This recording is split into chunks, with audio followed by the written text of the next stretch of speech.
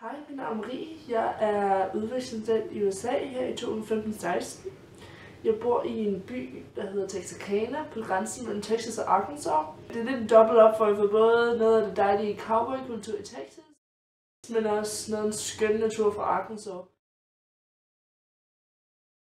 Jeg bor sammen med min værtsmor Pat, som er en super energisk dame og altid sjov at være sammen med. Og så meget kort tid efter jeg flyttede ind, så flyttede 2 vietnamesiske piger ind med os. De hedder Jamie og Lizzie. De er internationale studenter, så de har allerede været her omkring 2 år.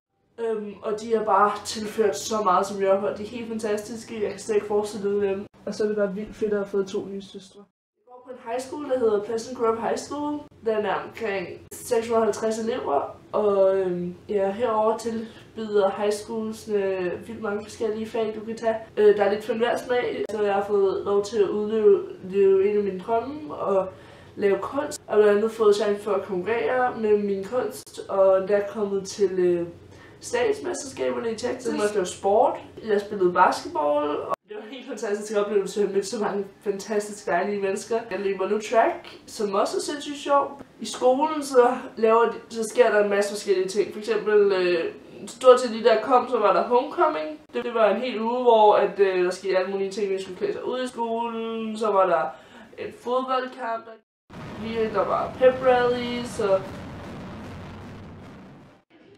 der var homecoming-prinsesser og spille kronet en dronning. Det var en af mine gode veninder, som blev kronet. Det var fantastisk at se hende stråle op. Og det var også sindssygt sjovt, da så ballet rent faktisk kom, og man skulle rigtig klæde sig fint ud i kjole, og også bare lidt shopkjolen. Det var tage derhen og danse, det var vildt sjovt.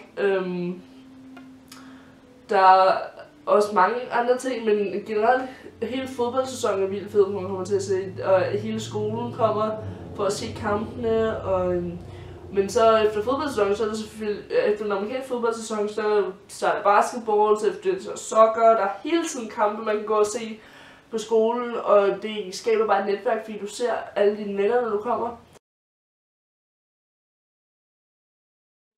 Med Explorer, så kommer du først 4 dage til New York. Der er blandt andet, hvor jeg mødte en masse rigtig søde mennesker. I New York, der kommer du nemlig til at være sammen med en masse andre udvekslingsstudenter, som er præcis samme situation som dig, fordi de er også vildt nervøse over at skulle møde deres værtsfamilie første gang. Og så tilbringer du bare 4 dage i New York, ser byen. Det er en fantastisk by, og du ser den med en masse søde andre unge. Og altså nogle af de mennesker, jeg mødte i New York, det er nogle, jeg helt klart holder kontakt med. De har været så fantastiske. Og når man skal hjem, så kommer man 3 dage til Washington D.C. Det er noget, jeg glæder mig rigtig meget til, fordi hvis det bliver bare en tand så godt som New York, så skal det nok blive en rigtig fed oplevelse også. Og jeg har aldrig været i Washington, så det bliver virkelig fedt. For som udviklingsstudent, så får du virkelig mange oplevelser, og det kommer måske ikke altid, fordi kanter du tror, de kommer fra. Men lige meget hvad, så bliver du bare blæst omkuld af alle de ting, du kommer til at opleve. Som udviklingsstudent er det vigtigt at være åben og altid tage tingene med et smil. Det er nok den vigtigste ting, man gør. Bare at være åben, så skal det nok gå. Og engagere sig i sin værtsfamilie og i sin skole, sine venner.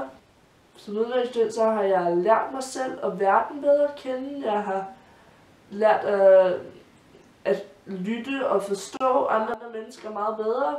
Jeg har været mere åben og udadvendt og tage imod, hvad der kommer, og tage alt som en oplevelse, på godt og ondt. Det er nok den vigtigste ting, man gør. Bare at være åben, så skal det nok gå. Hej, tak fordi I vil tage tid til at se min video. Det er jeg rigtig glad for. Jeg håber, jeg har sagt noget, I kan bruge til noget.